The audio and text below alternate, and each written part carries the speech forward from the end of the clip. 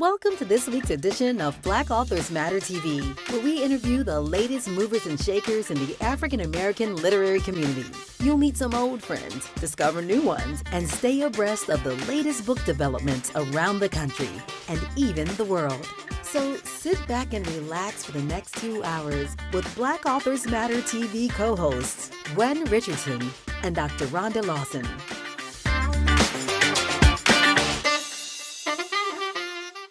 Good evening and welcome to the December 3rd edition of Black Authors Matter TV. We're in the last month of the year. The 2024 is almost gone. It's hard to believe. But anyway, we welcome you all to the show. I'm Gwen Richardson, your host for tonight, along with my co-host, who needs to unmute. Dr. Rhonda Lawson. Good evening, everyone.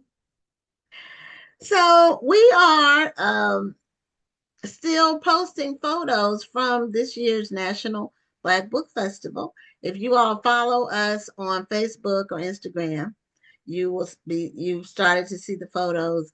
We're posting a couple of them a day because we want to give, most of them are individual authors who attended, and we want to give them, their moment in the sun as far as the exposure to our followers on both platforms. So we had hundreds of photos that our photographer took, so it will probably take another couple of months to complete this process. But in the meantime, you'll get to meet and get to know some of the authors who attended. And we are looking forward to opening our registration. I've been getting calls. Really, I was getting calls before the festival, wanting to know when people could register for 2025. And so the registration opens January 1st, and the early bird is from January 1st to March 31st. And actually, 60% of our vendors registered during the early bird. So if you don't register when it's early, then you might not get in. So a lot of people procrastinate and they think they have time, but our event always sells out. So, Rhonda, do you have anything to add before we bring on our first guest? Well, sure. First of all, I have already launched ticket sales, and we've already started selling tickets for the Black Authors, Black Authors Matter. For the Black History Month. On the tip of your tongue. Yeah, for the Black History Month Literary Weekend, which will be February 20th through 22nd, right here in the DC area. And right now, for anybody who purchases their tickets by 11:30 tonight, will get a 2-for-1 deal, which means that you buy one ticket and you'll get two. So you don't really want to. That's a great deal. Yeah, it's a great deal.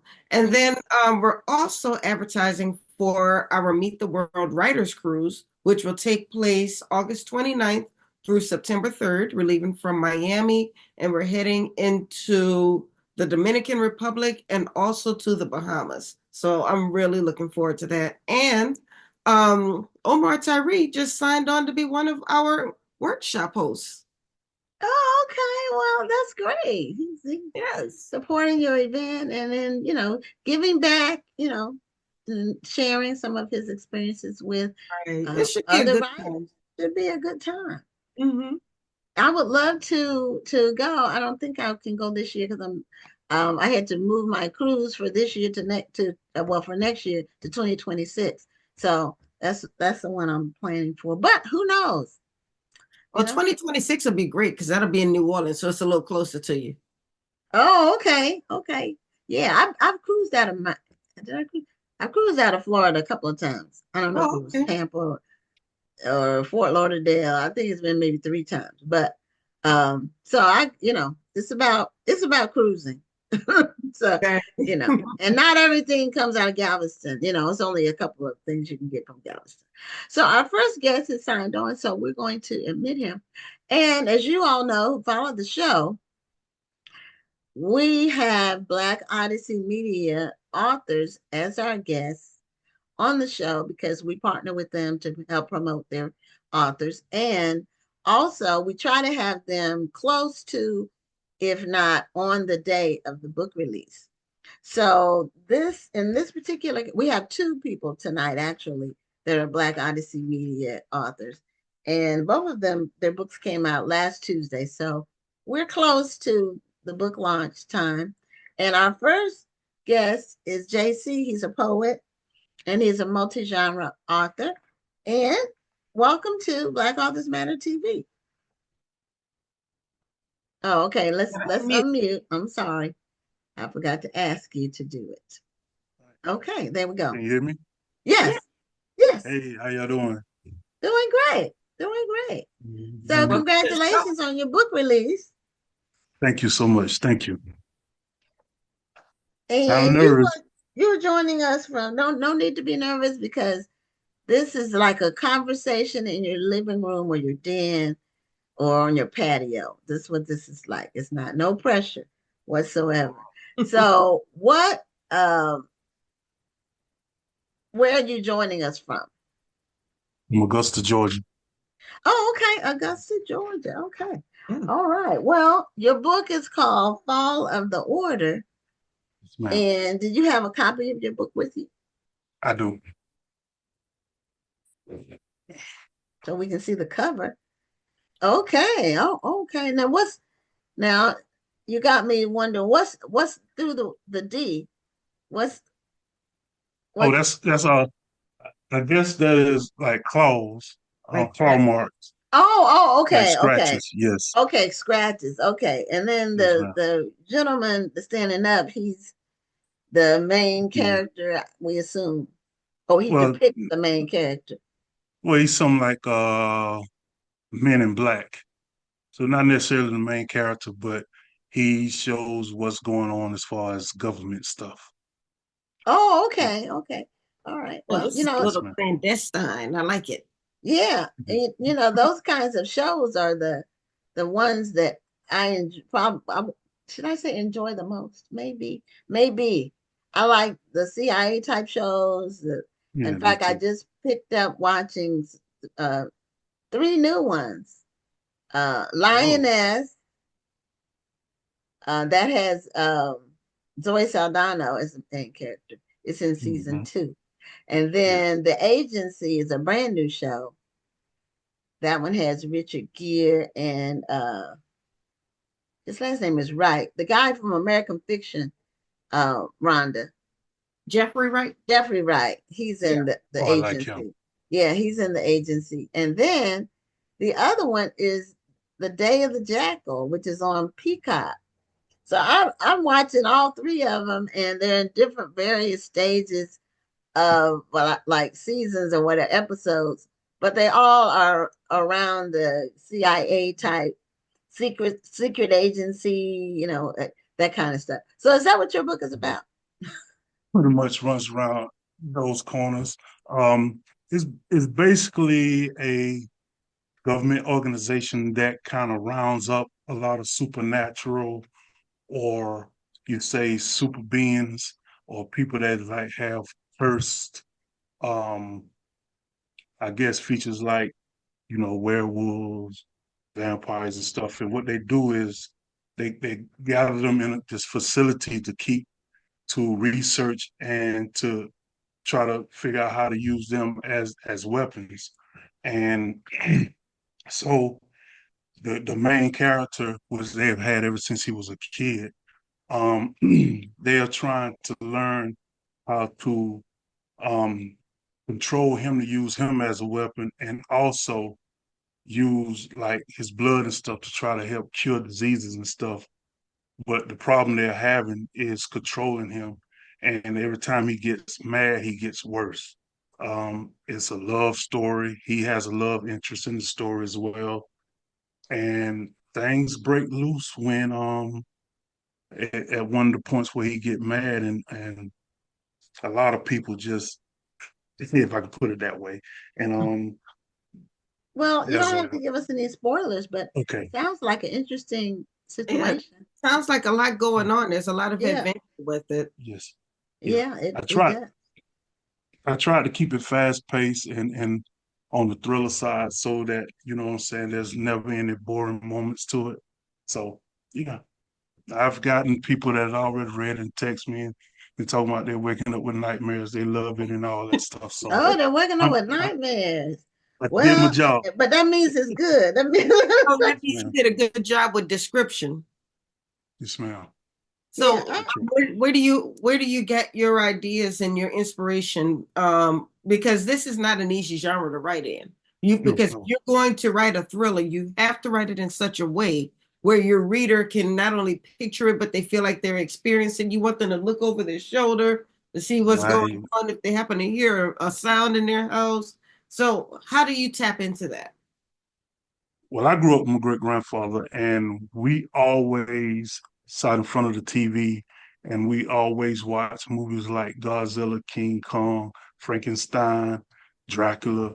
And I was that little kid that would sit on his lap or next to him, and we would watch those shows. And I always remember trying to draw those images for him, so to show him, to try to, get his approval and everything.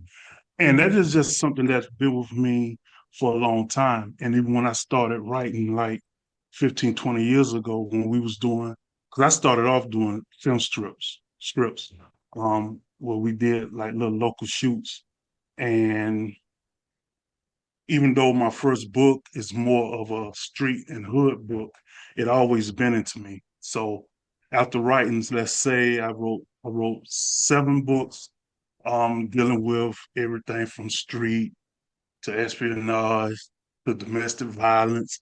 Um, I had decided that I wanted to do a series on books involving the supernatural or folklore. So as I was starting to write my first book, that's where I got my call. And it was like, we want you to, in so many words, sign, Black Odyssey and everything. And I said, well, I'm not writing anything street right now or, anything of that. And I told her what I was writing, and she was like, let's do it. And I submitted what I have, and they was like, keep going. And yeah, so it's always been in me. I'm not the type that, I can sit up and I can pretty much write anything, but if I had the option, it will always be something on the supernatural or horror side. Interesting. And you That's mentioned some of the movies that my sister and I used to watch scary movies, and we would be in the bed because we shared a room and a bed all of our growing up years. We would be like watching late at night. They used to have on Friday nights, they used to show those scary movies, after a certain time. And we would always be, um, we would put the covers up over like close to our eyes. So when it got right, scary, we could put the covers right, over. right. And but those old movies, they were scary, even though it wasn't high tech. But the music, it was the anticipation and the fact that it was really low tech, which we didn't know any difference at the time, but Of course that not. was scarier than all of this blown up stuff that they do, because it was the scariness of the unknown, not knowing what was around the corner, and their music really drove the Yes, story, Yeah, the the scary music yes, is what music. makes you jump. Yeah, yes. and then you would Sometimes it's not always, always on the yeah, screen. yeah. Yeah, So the movies that you mentioned, we watched them, and we watched several Draculas, several different yeah, yeah. Draculas. Um, The movies back then, there wasn't a lot of like special effects like they have now, where right. you They were have they were digital. low tech. So Right. you had to basically had to rely on the characters and the storyline itself. These days, everything is more like you have digital, you know, edits to put in, special effects, CG. And so, it's a little different now. I mean, it looks better, but it's almost Yeah. like when you're comparing the development of the story. Back then, you had to rely more on the story content than the actual visual. Right. You did. You had to rely on the script and the characters and that Yeah, music. That's really all. The only tech you had was really music, because Right. they didn't do much. camera work. Really, it was Mm. very basic. It was, Yeah. but it was scary as all get out. I mean, we used to love to watch them. And then, you know, when we would have to get up later on that night to go to the bathroom, you know, you're looking around, creeping, looking around the corner, not Yeah. knowing what's there. This, you know, but my sister and I talk about that now. I mean, decades later, that we really loved watching them, even though they scared us. But we Yeah. really like what I don't like the new horror stuff. I don't even watch it because it's too graphic. It's too like, you Right. know, heads exploding, and it's too much. It's Yeah. not enough of an element of surprise, really. It's just more Right. gore. It's like just overwhelm them with how gory it is. But you know, it's all about how what you saw that caught your attention as a young person, and then you kind of go from there with what you Mm. like, you know. Yes, Um, ma'am. but I like the what you said about wanting to expand beyond what you were doing before. You know, like not Yes, ma'am. you talked about not writing in just one genre. You know, you told them when they contacted you that you weren't writing anything street, and they were Right. open to what you were Yes. doing.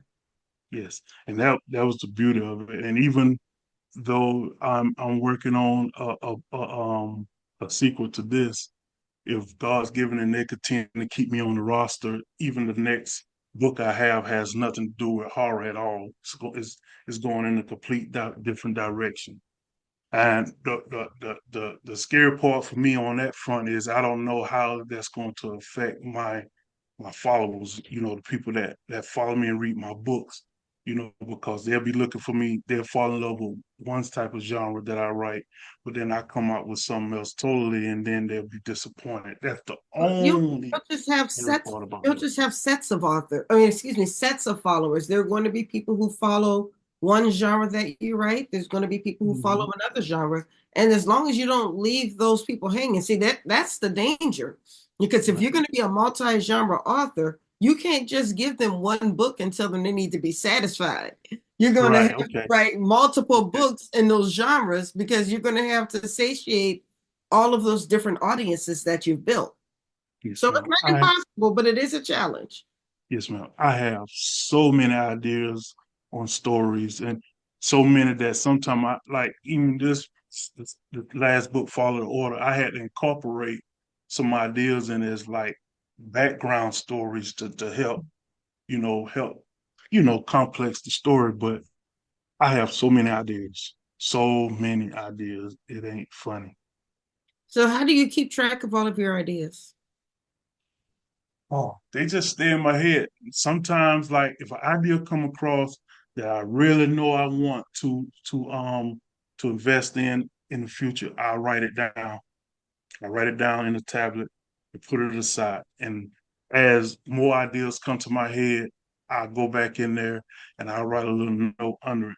Because the thing about me, even though it's in my head, sometimes I can forget and I'd be like, oh, what was it that I was thinking that I really wanted to add? So if I don't write it down then, you know, it may come back later as I write, but if I write it down, then when I get ready to go back to that story, I have my note right there. I can say, okay, let me get started. So that's pretty much how it is. I even have a little note thing in my phone where if I'm out and about and an idea come, I just jot it down. But usually those ideas are more like ideas to add to a story that I already have thought about.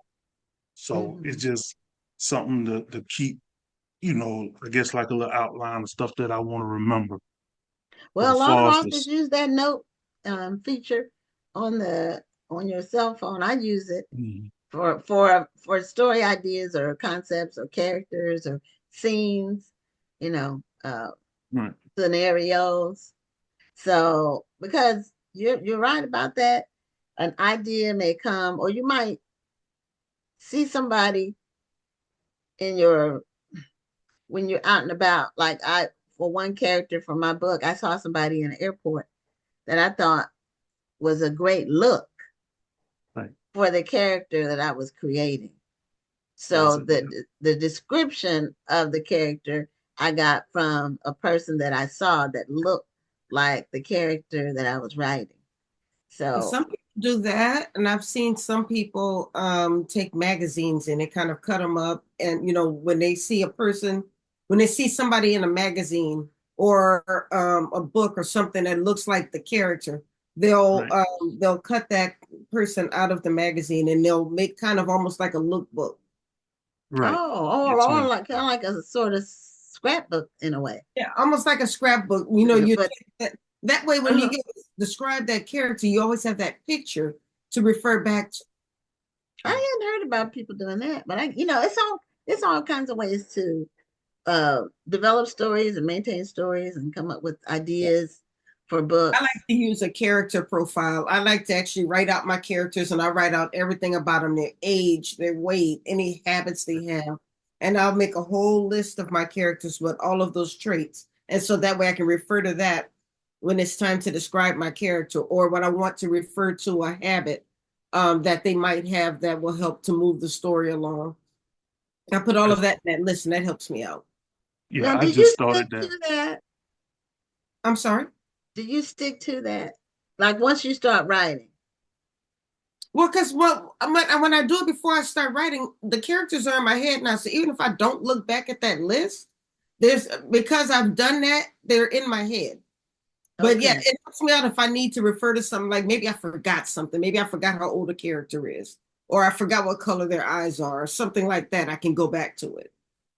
It's a Oh, I've good st- okay. and I, st- I keep them. st- yeah, I started doing that for this, right? I actually went online and found a PDF to download that I can keep up with those things that you were talking about. And I've had to actually go back thinking of the same things you were saying with the color eyes, the height, the skin tone. I always had it. So it was helpful when I filled it out, I can go back and say, okay, yeah, she has light brown eyes. And I'm thinking all the time as I was writing it, I want to say dark brown. So it going back to those notes really helped. Yes. See, now for me, when I write fiction, which is not my well, I'm multi-genre too. So I got fiction, I got nonfiction, I got children's, I got self-help. But um, when I'm writing, a character will come to me that's not predetermined.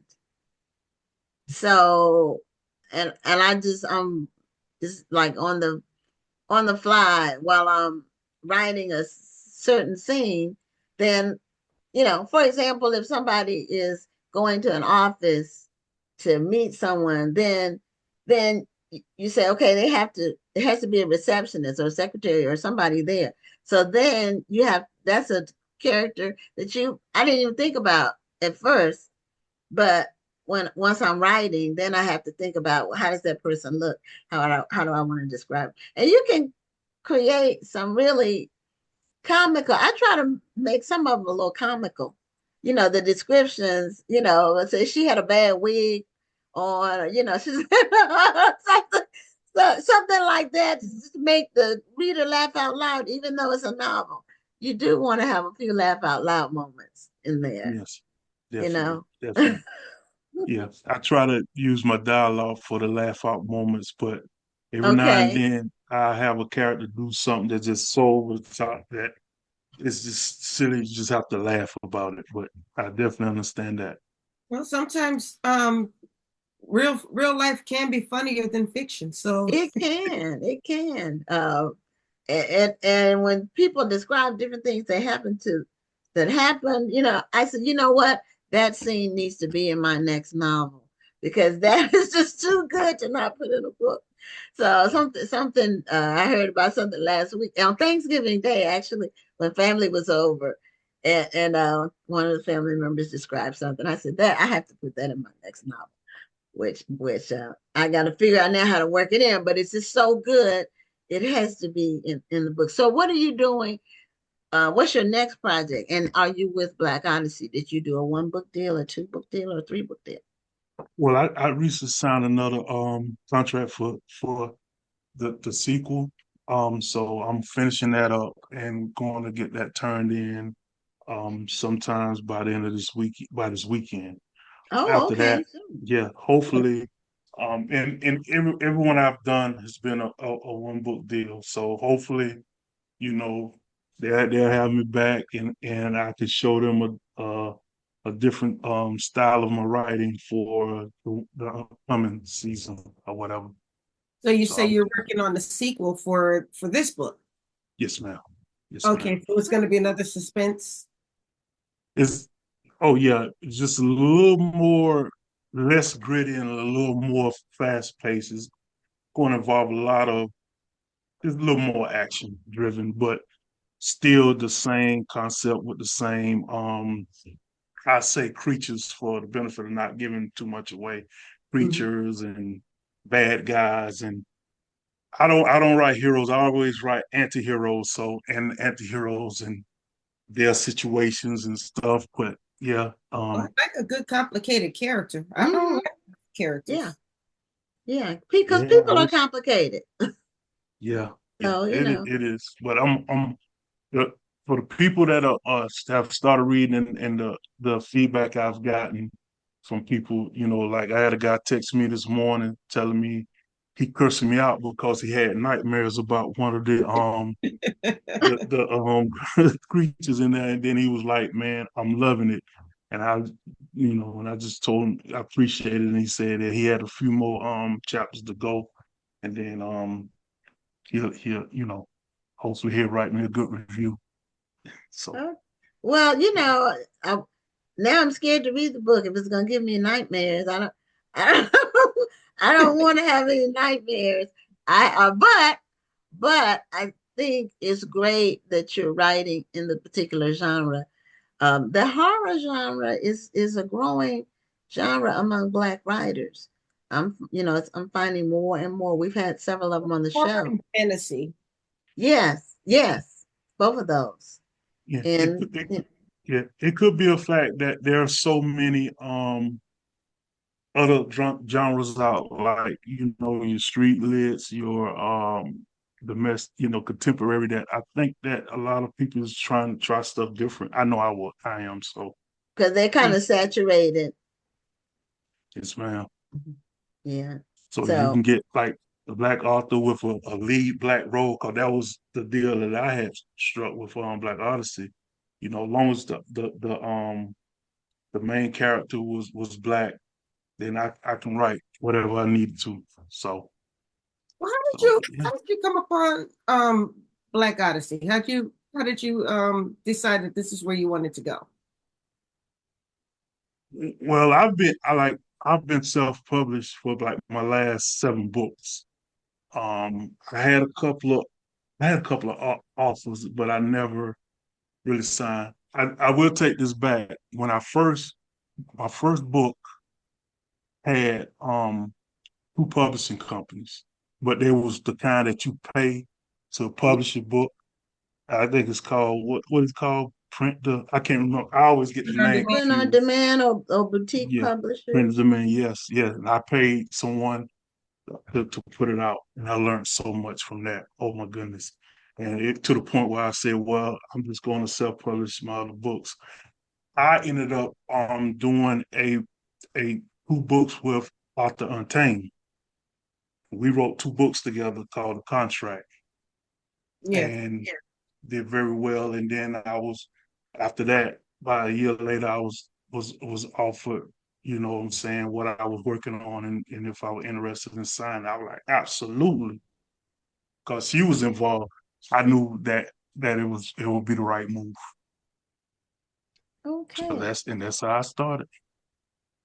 Okay. Well, Rhonda put your website in the chat so people can know how to get your books. And show us the cover one more time so people can see Fall of the Order. And so when they go to order it, they know what the cover looks like. And that looks like a moon back there with like a blood Yes, moon back ma'am. in. Yeah, Okay, all yeah, right, yeah. It looks great. yeah. Okay, well, JC, congratulations on your book release. And we'll be looking for more from you in the future. I appreciate it. I enjoyed talking with y'all, and hopefully, y'all have me back soon. Oh, anytime, just say the word. Yes, ma'am. Thank you. Thank Okay. you. Have a great night. All right, y'all be easy. Bye-bye. Bye Bye-bye. bye. Okay, so we are bringing on our next guest, and this guest actually was someone that I saw on Shark Tank, and they had a comic book company, and it was called Black Sands. And as I recall, because I didn't research it again once I knew that he was coming on the show. But as I recall, Damon John was the investor, as I recall. But if not, I'm almost positive. But if not, Manuel Godoy will let me know. So your last name is pronounced Godoy? Yes, Godoy. Godoy. Okay. Well, welcome to Black Authors Matter TV. I was intrigued by just your efforts and everything that and your company is a family project, right? No, yes, yes. Me and my wife founded the company back in 2017. Okay. And do you have any of your work with you that you can like hold up? Yeah, I got one of these Okay, right you just here. happen to have it right there. Okay. Black Sands. Okay. I And love guess who's prepared to have that book with it. yes, you had it right there. And you all are doing some amazing things. How many editions of your comic books do you have now? I think we've done roughly 68 chapters in the Black Sands Publishing House, and that equals up close to like 18 hardcover books, right? Because they're collections. So all the Okay. hardcovers are like 3 to 5 chapters each. That's Wow. wonderful. That's a lot of work. And That's a lot of work. you're cranking all of those out, you and your wife, or do you do it and she does the art? How does that work? Nah, so mostly I work on the Black Sand series, which is my story. But then I also have other people who also publish under our brand who do their own stories, Okay. Okay.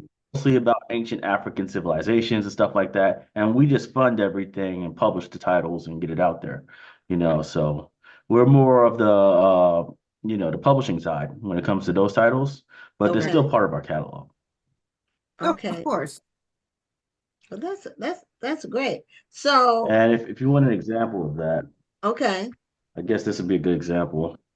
You know, Okay, Madagascar, Madagascar. the story of Queen Ramava. Oh, Yeah. okay. So Wow.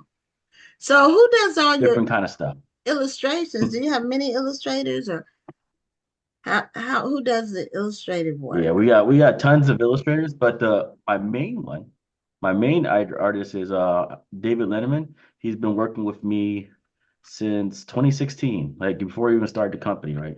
In the concept phase. So he's been working with me ever since then, and now he's like an officer in the company. The company's a lot bigger now, right? But he still does the grind on the Black Sand series and some other major things when he needs to, like with the anime right now, he's working on that a lot. So Yeah, I saw on your website that you were doing anime, and my daughter loves anime. I don't watch it, but she loves it. And I said that's an interesting direction to take the comics into. It's very popular. So, what made you tap into that? I think we got it. I think he's frozen. I think he's frozen.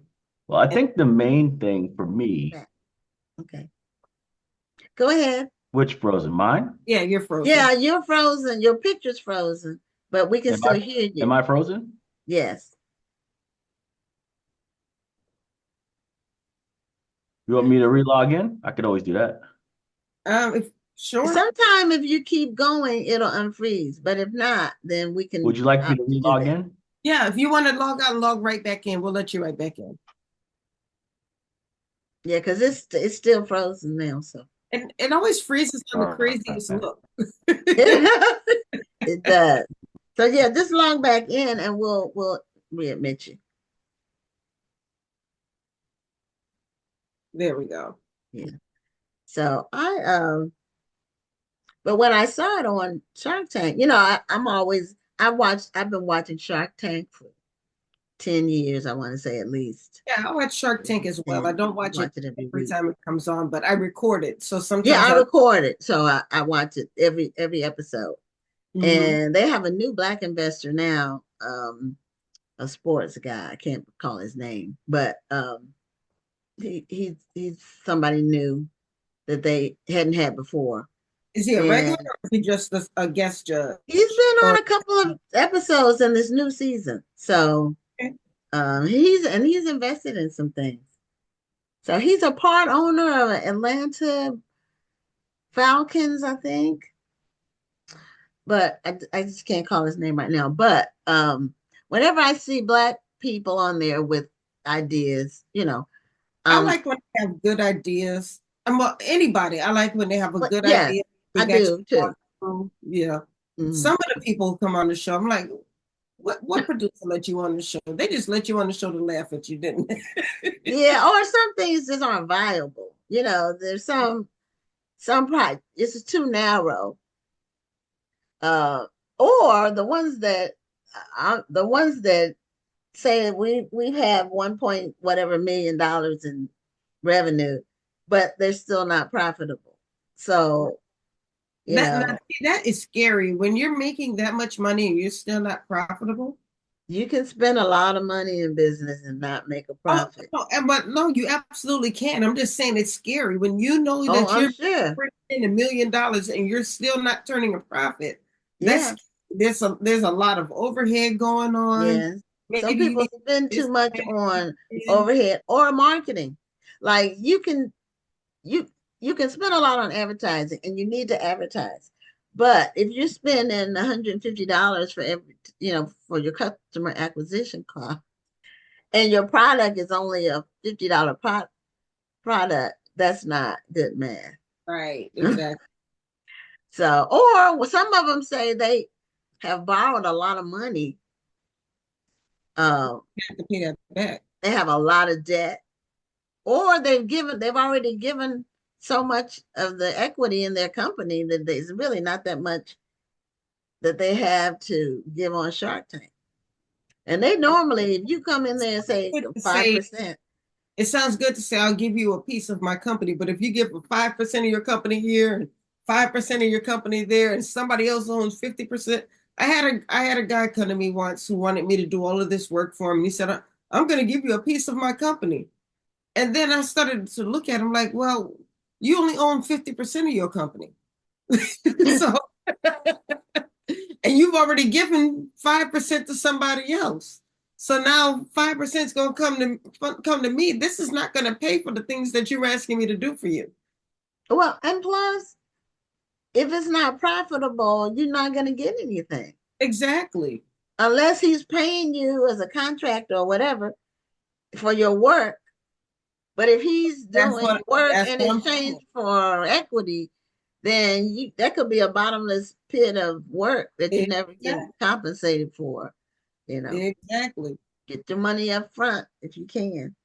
So he hasn't logged back on yet, and I don't have his number. I hope he's not having some issues getting back I in. hope not. But at first it started. Okay, there he is. Um, so I'm glad he was able to get back on. So, Yeah, I got a little nervous when he was talking and then there was a little stutter with yeah, sometimes there's a little noise before people freeze up, and right. that's what happened. It doesn't happen often, but But it you're back happened. and that's all that counts. Yeah, you're back, and we need to unmute so we can hear what you're saying. Yeah, the internet crashed. Oh Oh, wow. I Okay. don't so know did you what have to happened, reboot but your modem? yeah, I don't know what happened. So I'm like, kids are watching something upstairs, so I know it's working up there. Why not here? Yeah, that's Uh, whatever. Oh, that's okay. You're back now. Yeah. yeah. So let's go back to your original idea of doing comic books. Yeah. Where did that come from? Comic books is really like an accident, really, because at first I wanted to make video games, right? About the same kind of story.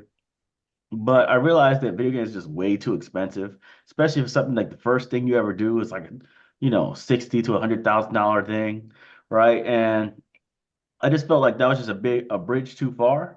So I shifted over to going to comic books because I knew it could make like, a comic book for a lot cheaper. And once I did that, right, I went to Kickstarter to see if anybody else cared about my story, right? And I kind of learned from the video game creation experience who were my real fans, who was really supporting the idea versus who wasn't. So I started like marketing a certain way, right? I was more talking to like parents, right, about like the importance of history and history before slavery specifically, right? And how kids need to see themselves in the books they see, but not just superficially, in a modern setting, but in the antiquities, right? They can see themselves as greatness and stuff like that. And a lot of people agreed with that. So in 2017, we launched our first Kickstarter. We wanted to raise like $4,000. We ended up raising 20. Wow. And from there, we just kept going. Like it started becoming like a real thing. And it got crazy too. Like by 2020, we just went ballistic. That's awesome. I'll tell you, what a lot of people may not realize that the trick with Kickstarter, well, maybe not trick, but the thing about Kickstarter is that you need to set an attainable goal.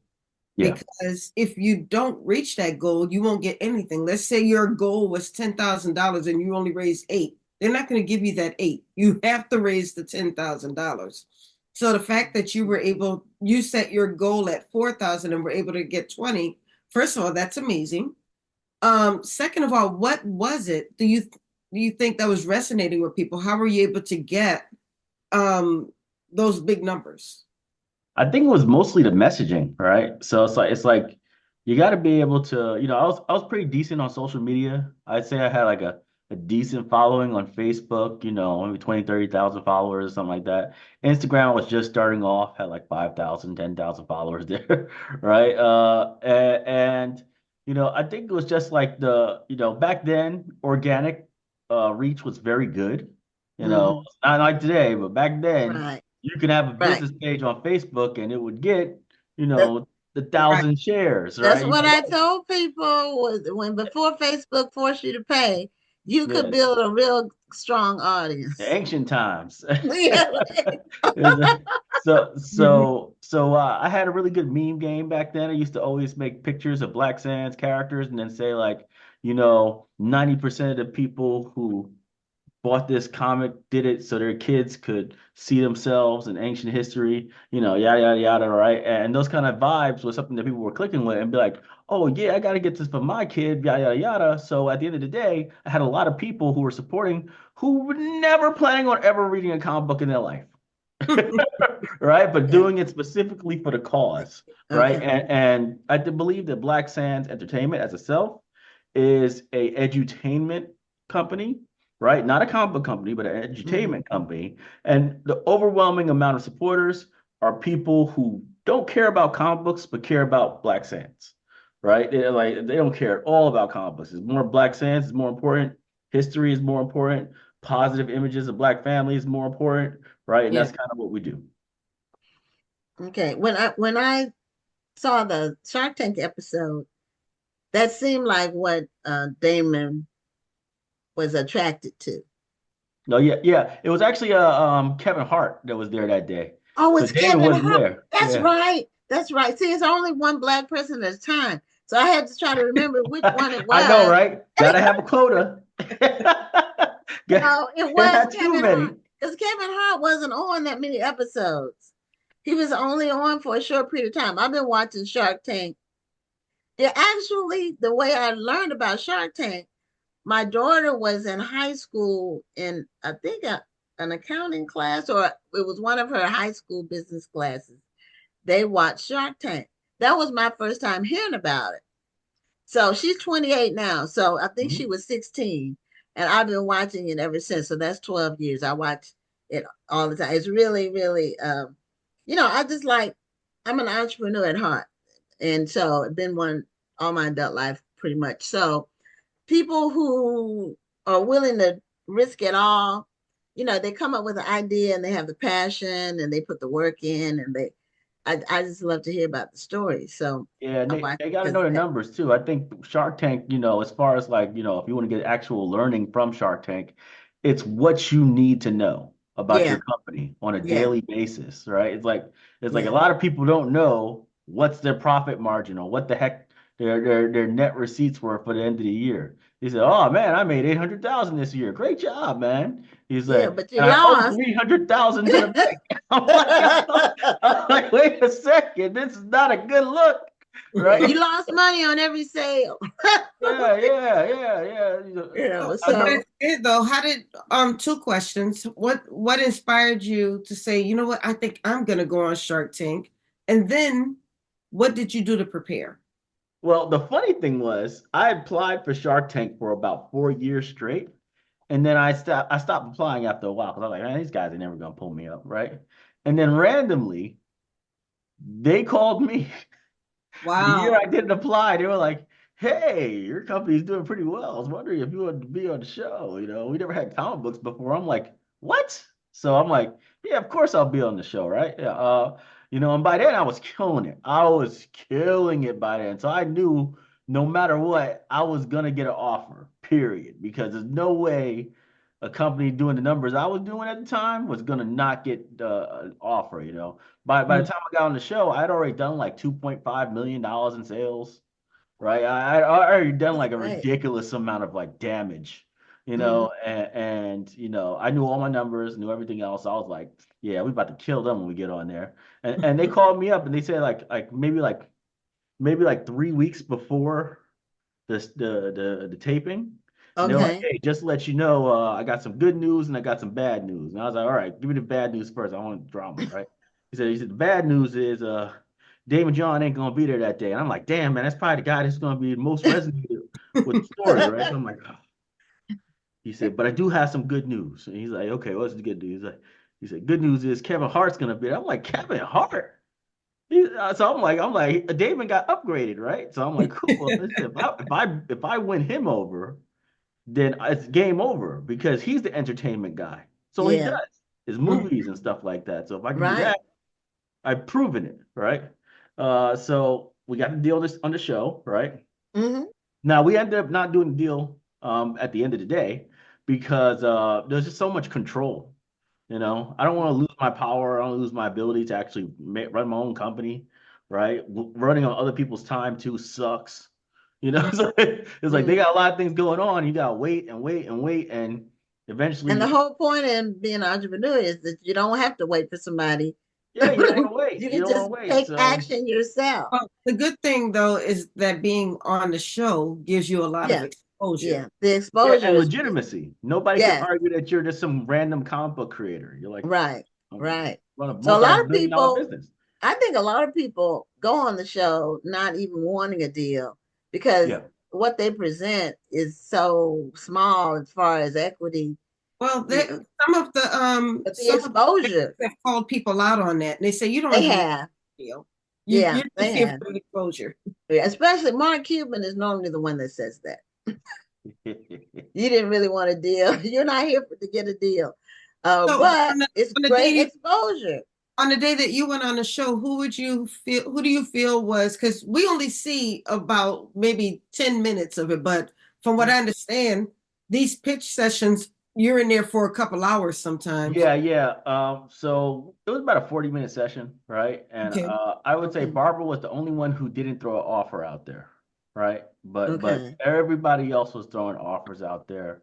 And it was pretty funny because Kevin was just being so aggressive to everybody. He's like, "No, you're not getting this deal with me. I make movies. That's what I do. I did a deal with you earlier today, Laurie. I'm not gonna do one now. This one's mine." Right?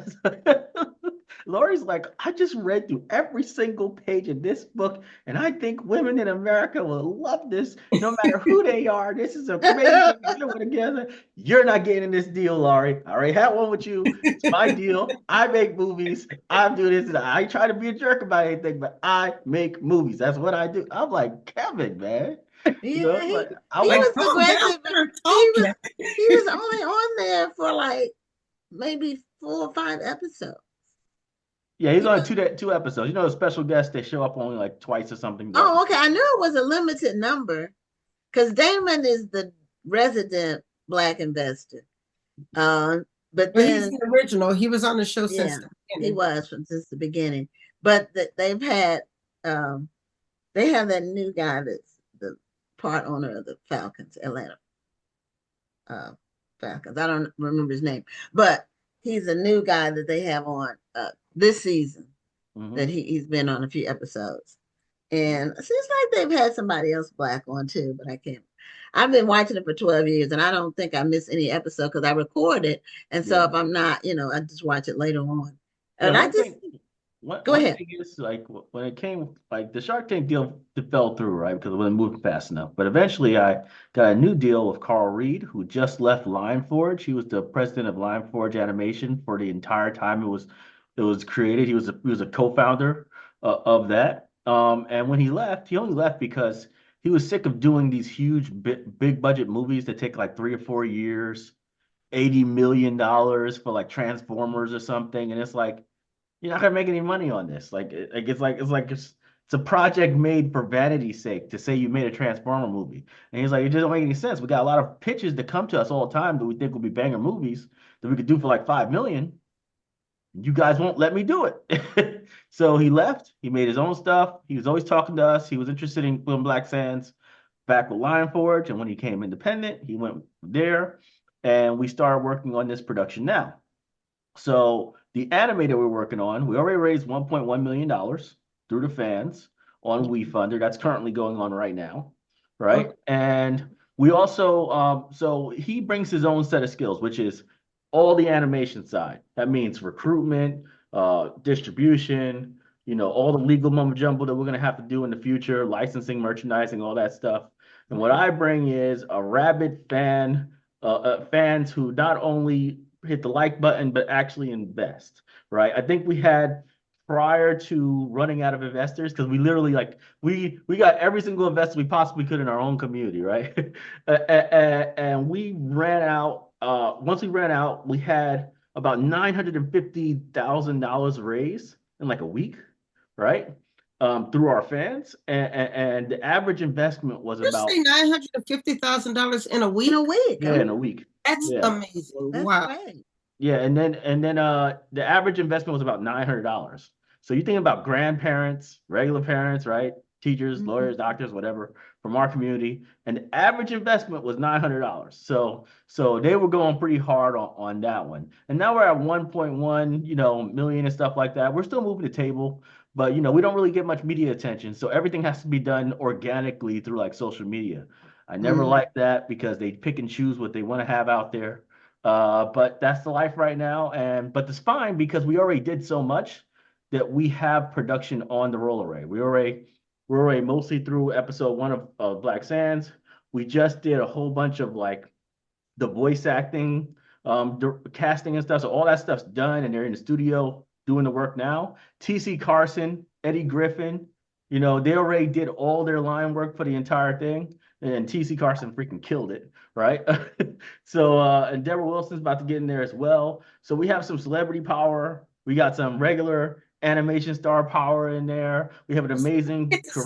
Korean. Yeah, it's just cool. It's something that's already on the road, and because it's already on the road, we can actually finance the rest to make up for the gap, right? And eventually, if we do hit our maximum goal on WeFunder, we'll be able to pay a lot of that finances up front, so we don't have to worry about, like a huge interest rate, hitting us later on. But if we can't, we still get it done no matter what. It's slightly more eating into the profits, right, for all the investors if we don't max out, right? We're going to max out. That way we could pay off the debt immediately. We're not going to stop production because we only have 1 million to do it. We have 1 million to start, another 2 million in financing, and we're going to keep going for it's like we got plans to knock this bad boy out and release it by Juneteenth. And That's the goal. messaging is, Oh, and the okay. messaging is the same. Huh? The messaging is what you started off with about family values. Yeah, and 100%. 100%. Black Sands is always that brand and butter, about showing, young uh black people who are kings, queens, princes, In ancient times, with strong family values about the family. I hate broken families. I think it's a stupid trope in general. So, I'm sorry, my parents are always there in our stories. Good or bad, they there and they care. They care about their kids. You know what I'm saying? These kind of things is what people bring it to the table, right? When you look at the actual like commentary from the fans, that's what they're saying. They straight up saying, I want this because I know what it does for my kids and my grandkids, and I'll make sure that they have access to it. And it also helps that everybody's a profit sharing investor because it's a movie.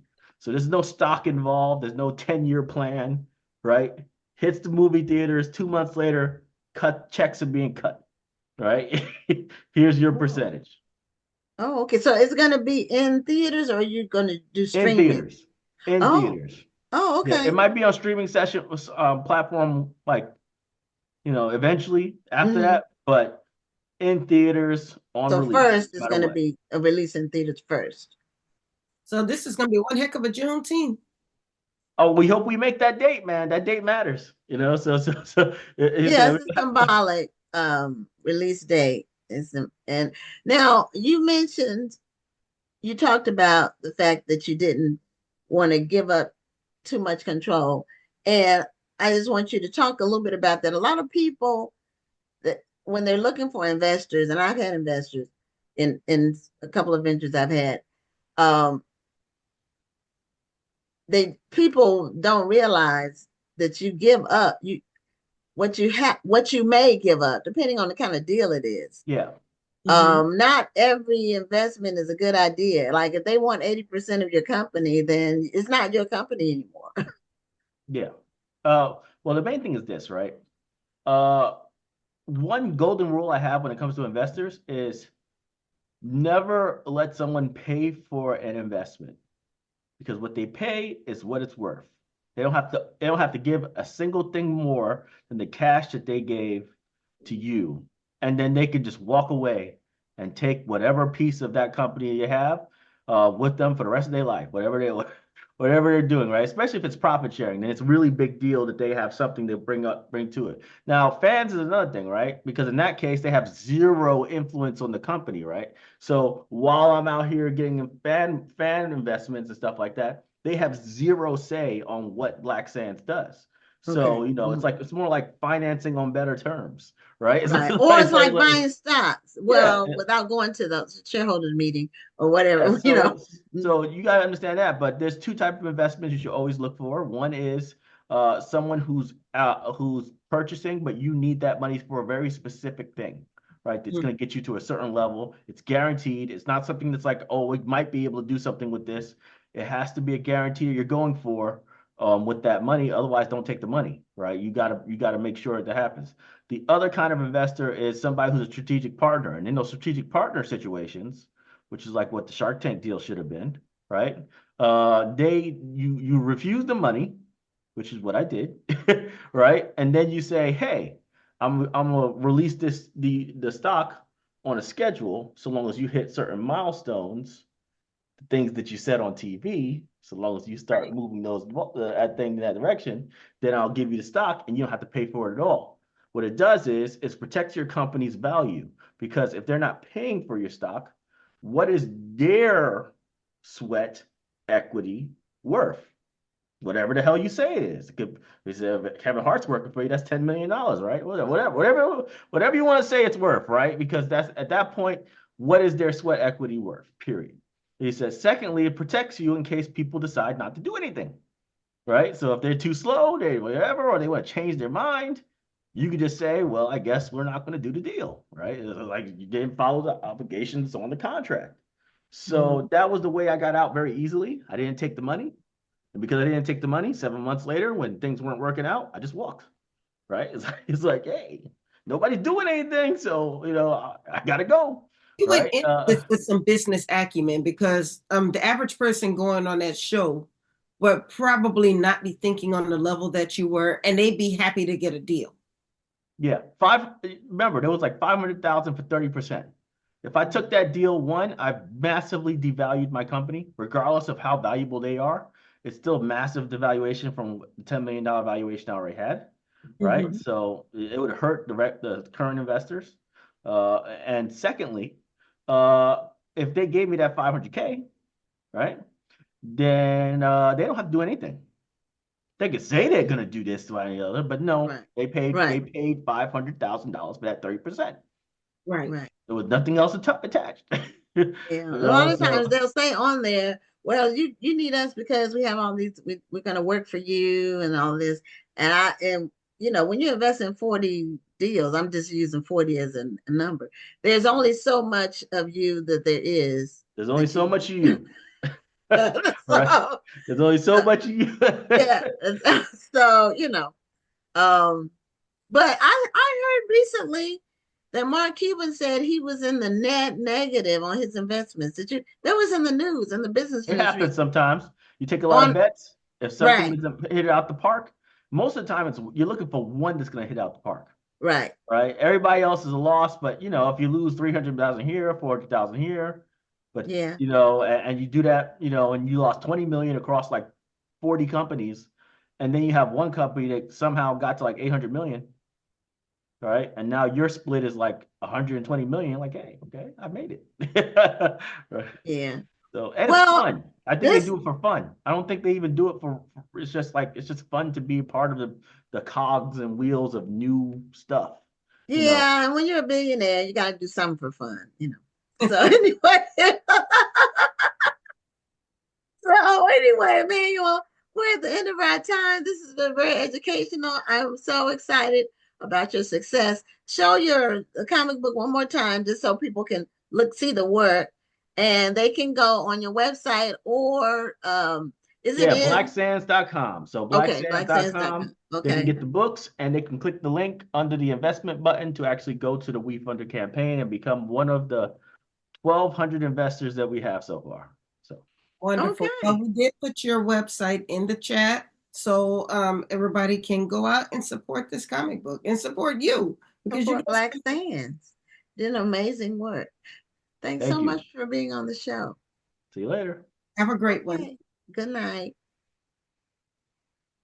So that was interesting and different because we hadn't had someone that had been on Shark Tank and investors, in the movie theaters yet. We've had some movie makers, Yeah, but most of them we've had several, but they mostly were streaming. So that's exciting. I might go on there and put $25 in it, whatever.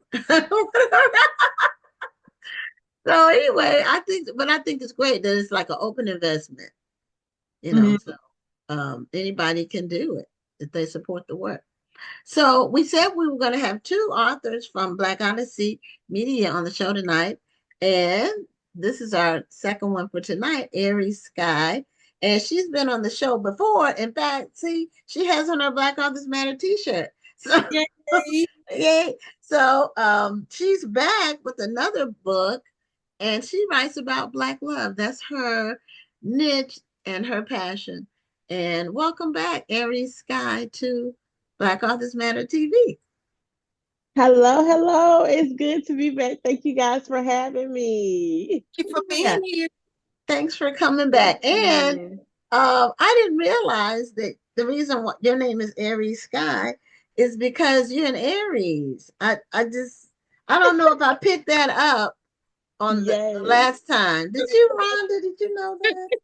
Am I just slow? I missed it the first I time. mean, I never thought about it. But at the same time, when I That see makes Aries, sense. I was like, oh, they must be an Aries. I just didn't think that. I thought that was a given. I would have been surprised if you had said you weren't an Aries. Yes, I'm an Aries. I'm I an didn't Aries. really think about it. I just thought that was a name you picked, but Yeah. No, it was personal to it was me. okay. Aries was, and the sky was because one of my catchphrases is I say the sky is limitless. So that's Mhm. what, I said, well, the sky is limitless. I put that together, Aries sky. It's the And okay. and I always say in the E on the end, the sky is for the blackness. Okay. Well, now have you ever written under another name, or is this the only name you've ever written under? I do write under another name. Okay.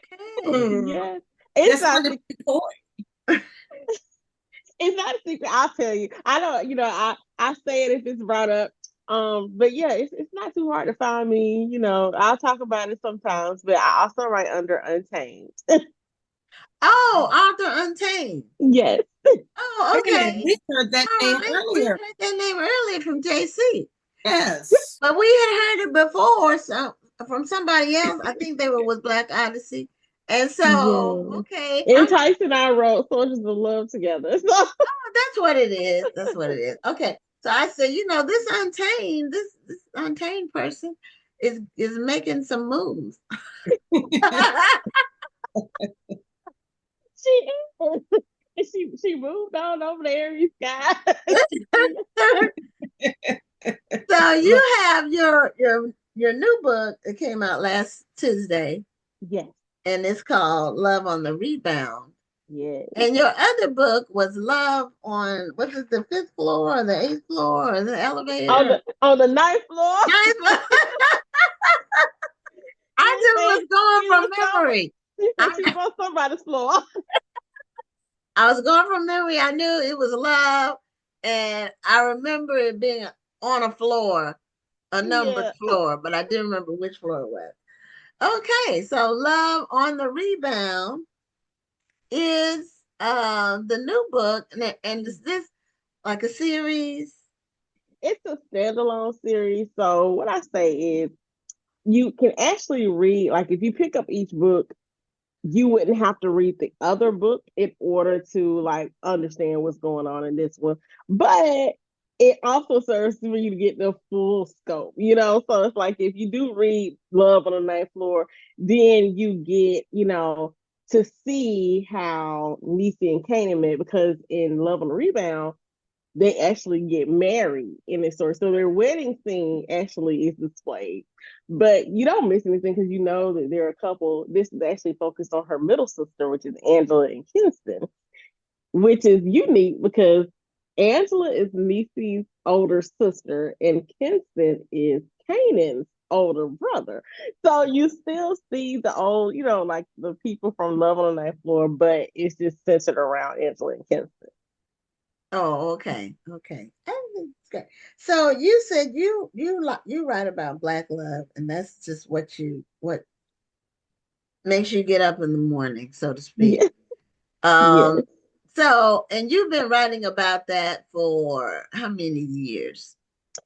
So I would say that's really where I started. I started out writing about Black love, and kind of when I published, I ventured into urban fiction, which is still a bit of Black love, just more, urban, uh, more a little street stuff, more, little things like that. But to focus on the romance part of it, I really picked that up with Aries Sky. I wanted to get back to that, as the young kids could say, as my daughter said, I wanted to get back to my soft girl era, to my soft woman era, and be more romantic and talk about that. I have been married to my beautiful husband for 24 years, and I'm just in a space now where I'm like, you know what, this needs to be talked about and celebrated. Right. Yeah, I agree. We need to see more of it, not Yeah. and not tragic circumstances, outcomes. Right. I don't like to watch tragic movies and shows. I don't mind a little tragedy, but I don't like it's like a trope, you know. Right. No, You know, I get it. I get it. I said, as I get older, I've been through enough trauma and drama in my life. I want to see goodness and yeah. happiness and Yeah. all of I those things. and then people go through things, nobody's living like a fairy tale. Oh, some people might feel like they are, but it's the part about working through things, Yes. coming out on the other side Yes. with victory, being triumphant, making a Yes. move, moving on, just, not wallowing in whatever happened, it happened, just moving on and being alive to move on. It's Yes. so um I applaud you for focusing on the Black love aspect, but also congratulations on 24 years. Thank you. Thank you so much. Yeah, not Yes. everybody gets to 24. I'm at 32. That's Mhm. hey, congratulations. That's a blessing. You're right though. Everybody definitely don't get to 32 either. So No, no. I did four. I did four with another one. So that's all I got to was four, and that was four too many. That it should have been two or less. But you give it, you try. Okay, maybe it'll turn. yeah, yeah. So I always say they used to say it was a 7 year itch, and now it's like Yeah, sometimes these days I say, yeah, you gotta reduce it. This 2 year itch because yeah. They sometimes don't these wait people 7 years. they don't wait And a half 7 years. They What they you say, they be Rhonda? said the year and a half itch. right. They here today and gone tomorrow. I'm telling 18 you. month itch. Is that what it is? But somebody told me, I think we had been married maybe 6 or 7 years, and they said you're not really married until you're in double digits. That's what somebody told me. And actually, there's something to that. I don't know. I think it depends on the couple. I mean, there have been couples who have gotten divorced after 25 years, 30 years, and they've gotten a divorce. But That's true. That's not that common though. a couple, and it depends on their bond. Mhm. That's Some when people, once the kids are grown, it's like they put all their energy into raising their kids and doing stuff with the kids, and it's like they lost each other in there. And right. by the time the Yeah. kids get grown, it's like we don't even have anything to talk about. I've had couples that said that they Right. invested so much time and energy in raising their kids that they forgot to focus on themselves as a couple. Mhm. Right. They grew apart and they're not Yeah, the same, of course not the same person who they married. So it's like you're a stranger. I don't know you. And yeah, they might not like each other by the time they do know who they are. It that's happens. true. You have to But keep we're not going to be gloom and doom over here. We're going to keep talking about love and staying positive. together. But that's all the part of the love process. No, it is part of the love process, but I think also, I think there's something to say about people who stick it out despite, Yeah. Hmm. That's true. I agree. and how you overcome that 7 year itch or that year and a half itch or whatever it is. How do you get past that and still How do stay you together? get past 7 or 10 or You whatever? Yeah. Well, you date each other. You have to continue to get to know each other and date each other. That's a huge part of it. Like, and you have to make each other accountable for that, because there are times when I'm like, hey, babe, let's go do this, let's go do that. And then a lot of times when I get, because as a writer, sometimes we kind of get focused on our stories, and he's like, "Hey, okay, can you like call it quits for a couple hours and let's go hit this concert or let's go, out to dinner?" And I'm like, "Yeah, cool." Mhm. So I think the compromise between the yeah, husband and the wife of always kind of being that accountable partner to say, "Let's pull it back in," let's go do our thing is what keeps you Right. going. you have to be flexible. Yeah, In our case, we were in business together, like from day one, really before day one. So yeah. we did everything together. We were together all day, every day till my husband retired. Oh, So that was 25 years. We were together every day, every day. And people ask me, how do you do that? How do you work with somebody all day and then go home to them? And it seems like you get tired of them. But you have to like the person that you're married to. Mhm. yes, Not just yes. love the person. You have to You like have the to person. like them. You do have to That like seems them. like it would be something that would be considered, automatic. But you can't take that for granted. No, you have to actually like the person's personality. You Yes. have to have some things that you can talk about. We didn't talk about work when we went home really that much. Although we did, but we didn't. You know what I mean? And when we were Right. at work, we were doing completely different things. So it wasn't like we were sitting in each other's face all day long. You know, we had Well, different that's good. offices and we were focused on different things. He was on the tech side, I was more on the marketing side. So we really had different, and we just did what our assignment was that we created for ourselves, and then we would talk when we needed to talk, during throughout the day. Right. But we were together Yeah. all the time. Then, we raised his two sons, and then we had our daughter, and raised her. And my husband was very involved. He did transportation, so he took her everywhere. And he did sports. Oh, okay. But Awesome. she was involved in whatever she was involved in, basketball, volleyball, track, whatever sports she was doing, he was. And I would go too, but we had the store, we had the business. So, Right. somebody had to be there. So we worked it out. It goes by so fast. It does. It does. That's the truth. It Yeah. does go by so fast. I The time that you were raised, she was born, now she's 28. It's like a blur. absolutely right. I have two 20 a 22-year-old, 21-year-old, and then our baby is 17. He's about to be out of high school too. So we're about to be empty nesters, in just a little while here. So I was at an least empty nester for about a year. right. Yeah, we haven't had an empty nest yet. Not really. Because she went away to school, and then she went to graduate school, and then she came home to work. She was gonna move out. Then COVID hit. Everybody Oh, went home to work.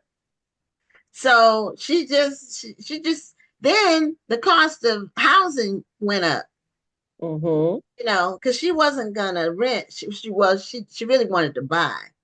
When she moved out, she mm-hmm. wanted to be an owner. Well, the real estate went up, the interest rates went up. So then she said, "Well, Mom, can I just live here till I get married?" I said, "Well, I don't have a problem. I know your daddy doesn't have a problem with it because he's very, that's his baby girl. So he, Yes, he absolutely. wouldn't have a problem with her staying, Listen, staying here, we might not be empty nesters because if any one of our kids say, "Can we come home?" He's Of gonna be like, course he "Yeah." come back. It costs so much to live now. Yeah. Yes. It's not like it was when I got out of school. It cost, Right. but you could afford to do stuff. Now it's just so expensive, It's and even if they expensive. make a good salary, it's still it's Expensive. expensive. It's expensive. It really You is. know, so when you talk about black love, now I'm gonna ask you: when you write your stories, do you have your husband in mind when you're writing some of your scenes? I'm sure you probably do sometimes. So actually, I try to not but think about him when I write the scene. And this is because I'm so immersed into who those characters are. Um, Okay. and then I'm kind of like a little protective. Like, I feel like if I write him in the scene or whatever, then I was like, in my head, if I notice when somebody else reads it, I'm like, I wrote about my husband. Y'all are gonna read about my husband. How old was your husband? But that's just in my In head. That's your what head. Okay. Okay. in my head. So I try not to actually think about him per se, but I just take, our experience from having a relationship and I'll pour that into those elements into the characters. Okay. Yeah, I just wondered because I'm not a romance writer. I don't, the Yes. romance in my two novels, there's very little real romance in there. There's a couple that love each other, but I don't write, romantic scenes. Romantic. I don't, that's not my strength.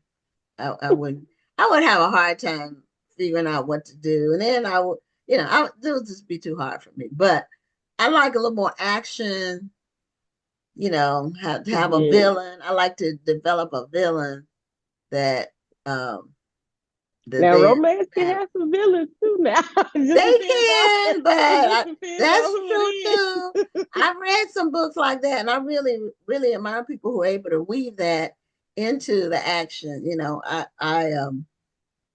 My writing isn't like that, but I just admire people who can just come up with a whole bunch of different stories. Like how many books have you done, Aries? So, as Aries, I've only published two. I'm working on a couple of more. I have the third book, of course, too, which is the third sister, which is Aquila as well. So it'll be three of the whole Love on series. So it'll be Love on the Ninth Floor, Love on the Rebound, and Aquila's story is Love on Board. So Oh, that would okay. be all three sisters. Is that a cruise, a love on board? Yes, they actually Okay. go on a cruise. They already know each other, but they kind of connect on this singles cruise. Okay. So that's what happens on Love on Board for her. So that is one thing I love is that I love all the babies, but even as a writer, writing the stories, like for me, Angela and Kinston's story was so elevated. And then now that I've done Akila's story, it is like each one for me just got better and better. So I can't wait until that one comes out, of course. But yes, Love on Board. I've been telling the readers like I love them down because Angela, she was in a very long relationship in an engagement with a childhood love. And this is why I said villains can be in there because he turned into a villain for her. It was a horrendous breakup that she went through with him. And the readers get sucked into bits and pieces of that from the very start, from the prologue. So they see how that impacted her. And Kinston is here. He's actually, he was in the first book and he's been after her since Love on the Ninth Floor. And so in Love on the Rebound, he's still there, still pursuing her, and she has major reservations. But he's such a man. Like he is loving her through every bit of her trauma. And I love that. And that's what everybody's connecting with. They're like the way he just was so persistent and loved her through these situations. I love It's that we need amazing. reading about. I love that. Mm-hmm. We do. Yes.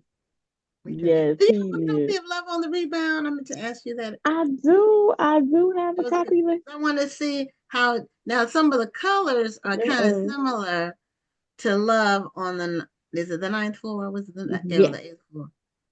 Love on the Ninth Floor. Ninth They floor. are Okay, kind okay. of Okay. similar. The Yes. colors are kind of similar. Yes. Okay. And So then they did the thing with the word rebound to make it yes. like To it's make reverberating like that. yes, I Okay. loved it. The cover designer did such a great job on it. It's interconnected. All of them have kind of like a similar color scheme behind it, but Mm-hmm. still unique to each zone. So it's like the hues of purples and pinks and blues are there. So I I catch them. love it. Thank Mm-hmm. you so much. And I had a pleasure on this one actually for this cover. I had a custom photo shoot that was done with the model. The model actually she did a commercial for another company, but I knew the owner of that company and they used one of my books in the commercial and she was the one that was holding my book. And I was like, I'm going to work with you one day. And so I said, I have the perfect idea. I have Love on the Rebound. You actually fit the model for the character. Would you do it? And she was like, so Oh. so it's extra special because this is her first book cover and that she's ever done. She is a model, but this is her first book cover she's ever done, and she like took me on this journey with her. They did a live when they were doing a photo shoot. Like it was so great, and she's so supportive. Like I'm excited for her too. Now we only have a few minutes left, but I want to hear about your event that you have coming up. So I will be at the Black Romance Book Fest the end of May through June. I think May 31st to June the 2nd. I think those are the exact dates, but it's in Atlanta. It's a huge event that Lauren Lacey is putting together. She has a lot of Black romance authors who will be there all weekend. Some for one day, but most of them for the entire weekend, like hundreds. And I'm excited. I don't know if I'm more excited to be there as an author or be there as a reader because I read a lot of the people that's coming, and I'm like, now how can I make time to go and visit some of these authors and get some books myself? I might have to bring some people with me to go out and do that while I'm at the booth trying to sell. But I'm excited. It is going to be a stellar event. They have so many things going on. Besides just the selling of the books, they have narrators that are coming, they have panels, they're having a lot of different events that are just there, candle making, there's so much stuff that they're going to have going on. I'm excited for all of it, and I'm excited to see all of these beautiful authors who are just putting out all of this work, and also to see the readers, because I cannot wait to get out there and sign copies of Love on the Ninth Floor and Love on the Rebound and everything else that'll be out by then. Now, is Wonderful. this event, because there used to be a romance event. I don't know. It used to be a big romance event, and I think that it disbanded or something. Is it Romance Writers of America? It was one You know that they what I'm talking had. about, Rhonda? It used to be No. a big thing, and it had some kind of falling out or issue or something, and then they ended up disbanding. And I need to go back and look at my research on it because it was big for a Yeah, long time, and then so I guess it's kind of made way for others to fill the vacuum.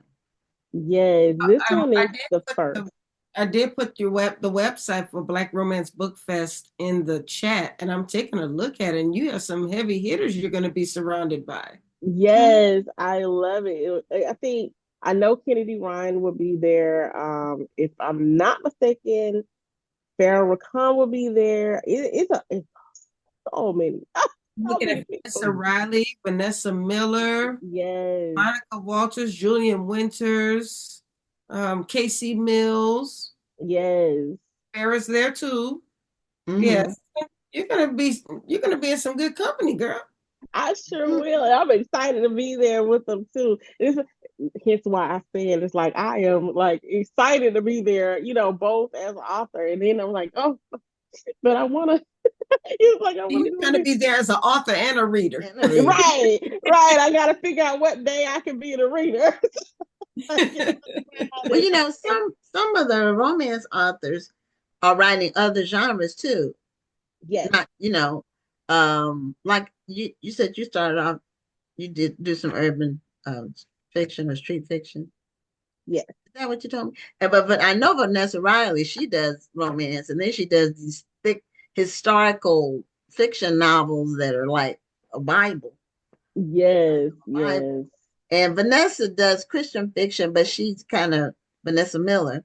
She does a romance too. Some of her Christian fiction has a romantic angle to it. Yes, and some like KC, she has a romantic suspense. Some of them have psychological thrillers. Mm-hmm. I love the fact that they are diverse too. So Mm-hmm. we get to see all of their beautiful works out here. In all of these different genres, and hopefully they'll have them there at the Black Romance Book Fest too. Well, I think it's wonderful though that just to look at how Black fiction is just being elevated these days. I mean, Yeah, people.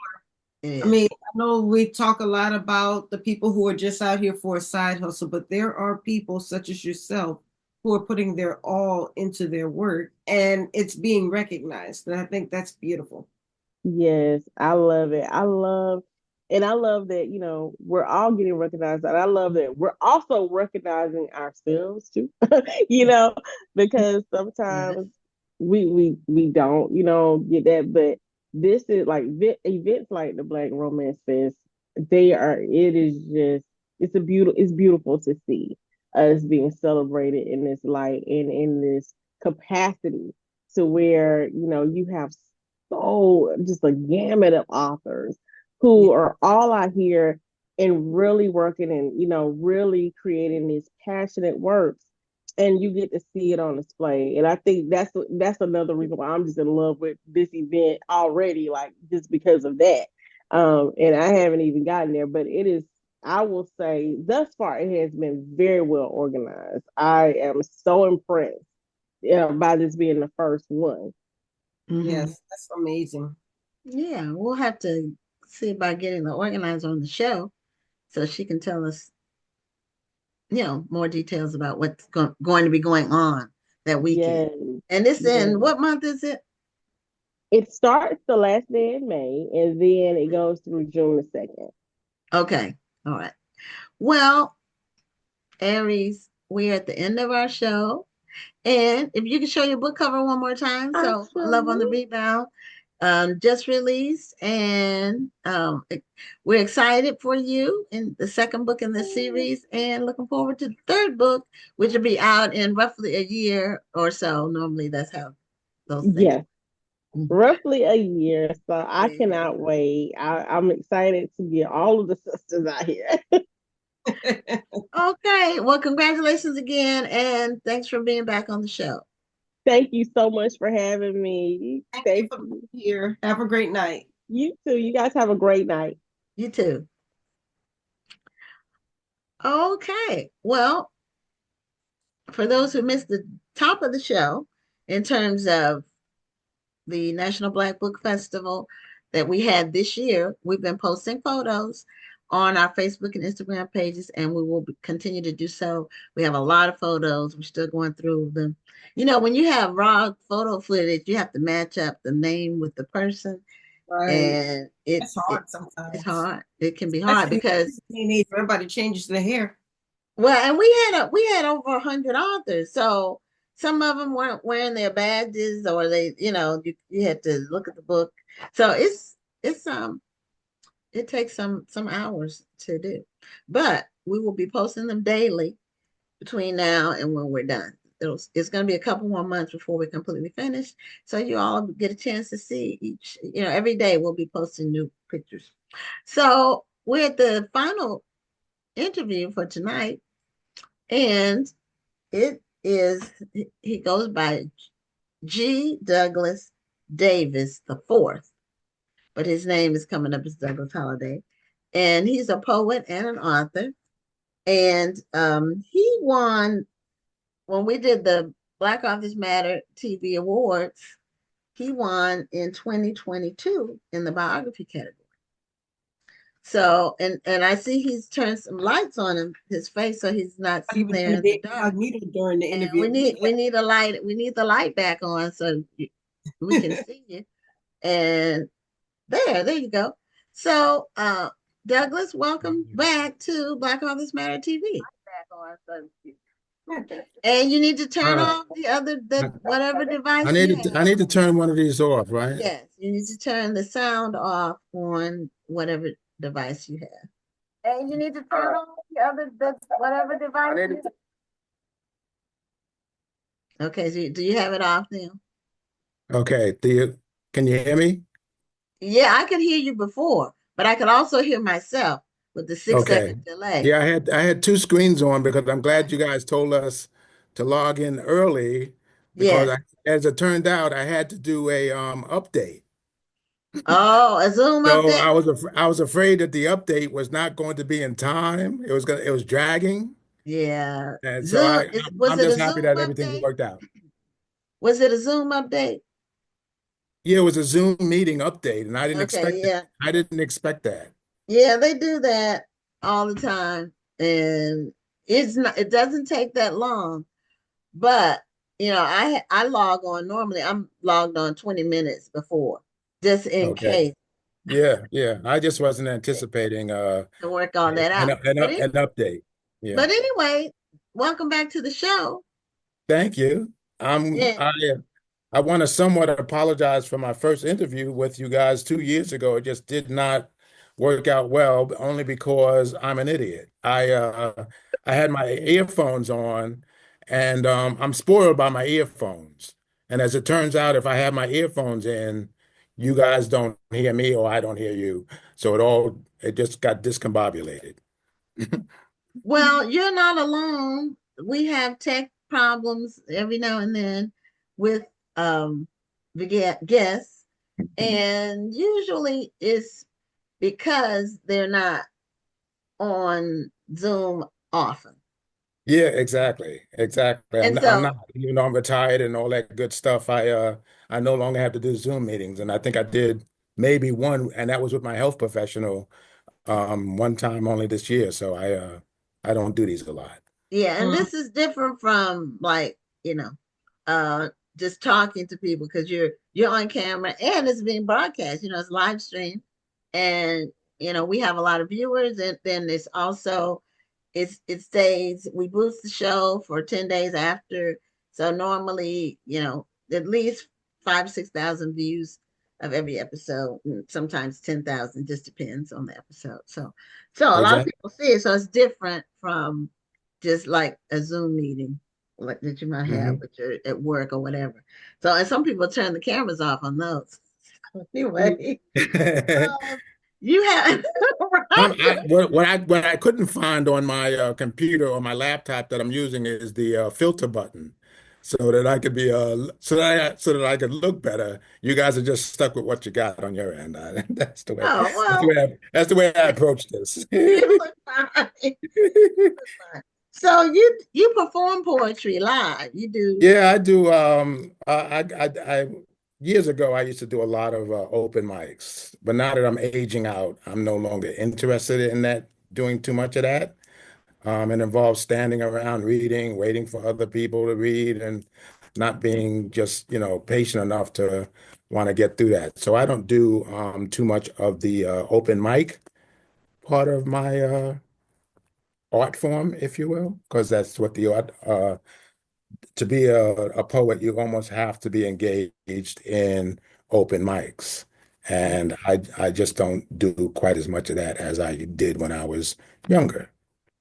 Okay. You know? Yeah, it generally is for what is millennials or whatever the Yeah, yeah. People who are getting up there today Gen are doing a Z, lot of X or whichever. freestyle or you Oh, know okay. other types of styles of writing that. And when they're reading from their phones, see, my attitude is now that when I see these kids reading from their phones, they're not really doing open mic. That's just my attitude about it. It's a different kind of atmosphere when you standing there reading from your phone. I guess in 10, Really 15 different when years. you're actually saying it from your head. I like going to open mics, and I love when the spoken word artist gets up and they just spit. We're not reading anything, just going right from the top of the head. It's like they were a lot more passionate with it. I think they Exactly, exactly. So we're not, excuse me, we're not seeing a lot of that anymore. We're just seeing some of what we already said is a lot of people just getting up there, kind of reading from their phones and walking off. And it's no longer the same kind of environment when I was younger. So Hmm, um, um, that influenced my attitude toward open mic. that's Um, interesting. We mhm. used to do a poetry slam at the National Black Book Festival. Okay. I don't know if Rhonda, you were coming when we did the poetry no, slam. I don't think so. I want to say it was like year 3 to maybe year 11. This is year 18 coming up. Mhm. So um, we had a competition, and we would have judges, and they would give it a score, and then it was a cash prize.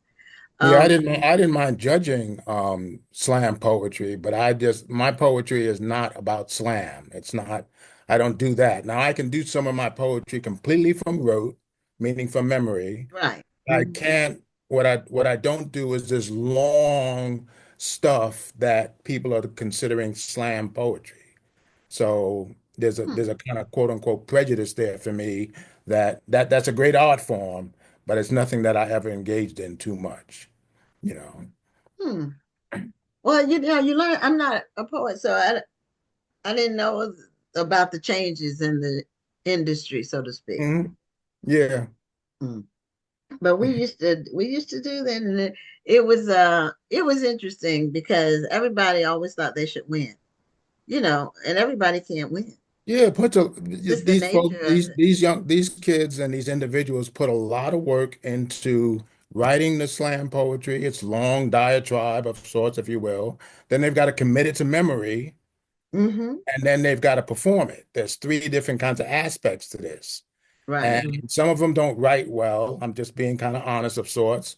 Some of them perform well, but they don't necessarily have written something well. So there's a whole lot of aspects involved in the ingredients, if you will, that goes into creating this slam poetry. And like I said, I don't take away from those artists who do it, all well and good. It's just not my thing. Well, speaking of ingredients, what are some of, because I have I help people to self-publish their books. I do a self-publishing service for Mhm. for people who just want to and don't know how. But I've had poets who want to come to me and they want to put their poetry in a book. Mhm. What are some things that they should keep in mind? Because sometimes doing an open mic You're right. and spitting your poetry is totally different Mhm. from writing it down. And now somebody else has to read it and they have to try to get that same feeling that you were trying to convey when you wrote it down. Exactly. The a couple of years ago when I was a volunteer inside of a state prison for men, I would tell those gentlemen who wanted to do the similar type of thing. They were enjoying slam poetry and they hope to one day get out and be able to do this art form. What goes into it? Well, primarily what one thing that goes into it is some education. You have to be educated about how to write. Writing is not just something that you put some words down on a page and hope that everybody else is going to understand it. So doing a little studying about how to write is one aspect of it. Then, of course, it's the what's your message going to be? What are you Right. hoping to convey to your audience?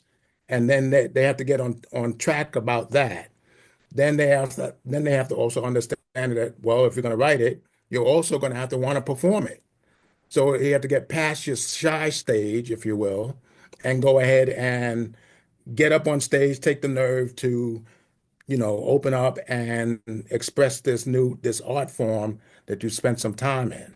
Now, self-publishing, like you mentioned, is something that I do a lot, and we can talk about that. But self-publishing is the same thing. You can't submit to your publisher a piece of garbage. Let's just Mm. be real honest, okay? Your writing has to be sharp. It has to be kind of edited by yourself first as you're putting it together. Then the publishing team of the publishers will look at it, and if you pay them a certain amount of money for copy editing, they will then go in and put your periods in the correct place, your commas, your grammar. They will fix it up a little bit for you, right? And then they will do the next part of the work of formatting and putting it into a book form. So there's those ingredients. Now, some people, even the guys inside of a prison, don't have the patience for this. They don't seem to understand that this is an art form that you have to invest in. You have Yes. to be able to commit yourself to understanding that we overnight, we writers, some of the people that came in before me this evening, and many of the others that you've had interviewed, as many of the others that are out there, those of us who take this serious, we know that we've got to commit ourselves to the time, to the work that goes into coming from starting from the first word of either the novel or the first word of a poem, and then what the last word is going to be as well. So we put that all into it. Then when we're ready to publish, again, we have to commit ourselves to submitting a manuscript that's readable, right? The publisher's not gonna sit there and suffer through someone else's bad writing. They're Right. gonna they're gonna hope that you're submitting something that is legible and that you can work with your publisher to fix up certain areas. Because after the publisher gets the manuscript, they do a what? They do a rough draft layout of the book, the interior, what it's going to look like. They submit it back to the authors, right? So that we authors get a copy of the book prior to us Proof. release, and we Mhm. get to do the editing, right? We have to do the editing. We have to be involved in now reading it for yet a ninth time, a 15th time, however many times it took to commit to that work. And then once we're ready to, we make all the corrections, we give them on a separate sheet of those corrections. The publishing team again looks at the edits that are going to be made. They put them in per what the author wants to have happen, and then now everybody has to agree that this is going to be the book that we're going to release. Okay, so I hope that answers your question and maybe questions for some of the audience, but that's kind of how a lot of this happens. When I'm up to my quote unquote ninth and tenth book, I knew from the start. I'm gonna just go off to the side for a minute. I knew from the start of starting with a chapbook, okay, of my poetry, that eventually I would want it to go into a book form. So I Mm. knew what the work that it took to even just commit to creating a chapbook of 50 poems. I knew that if I was going to write my own autobiography, it was going to take a lot of work. And the work was just not in the writing, it's also in the researching. It's also in going back into these foster homes that I'll talk about briefly, looking at those and getting a sense of what the environment was when I was young, and now that I'm older, or when I was writing at a certain age, what that feels like, and capturing those emotions, capturing the feelings of the time is also what goes into the writing, and that's what these authors and especially the slam poets, they miss a little bit about what the emotion is, what the feeling is behind something. They're just spitting out a lot of words, hoping that the rest of us are both hearing it and experiencing it, and that the two of those things are separate. The Overwhelmed two by of it. those things. I'm Do sorry, you go ahead. think that they are sort of treating it like rap? It's a little bit of yes, a little bit of it is kind of the rap form, if you will. Yes, I agree. There's that element of it or that essence of it, but it's still missing something. It's missing the emotion, the feeling behind what I told men inside of a prison is when you put words on page, those words have feeling. They have an essence. They have a certain kind of vibe that you want to try to convey to your audience. Without presenting that, we're just going to hear you kind of reading something to us, and you're going to lose us real quick in the process. Um, Now, how did that turn out when you were working with them on writing poetry in the prison? What was the ultimate outcome? Was it like a certain number of sessions and then they did some what spoken I did word was or something? I went in there every Monday for about 6, almost 7 years. So Oh, there's a lot of visits. And I brought poetry in with them. I made copies of things back at work that I'd have enough copies for the room to read. Sometimes we went away from poetry, and I actually brought them in whole plays. We read plays like, say, The Merchant of Venice, or Arsenic and Old Lace was a fun one. So the point being is that I wanted to get them to read, but also get them to understand that there's feelings and emotions that go in behind these words. Okay. So then I'll go backwards for a minute. One of the other reasons why I left the open mic scene for a part was that there wasn't any more emotion or feelings behind a lot of what people were writing and spilling out on the stage, so to speak. And that takes away from the whole enjoyment or the whole involvement, if you will, behind poetry. And um that's what changed my attitude a little bit.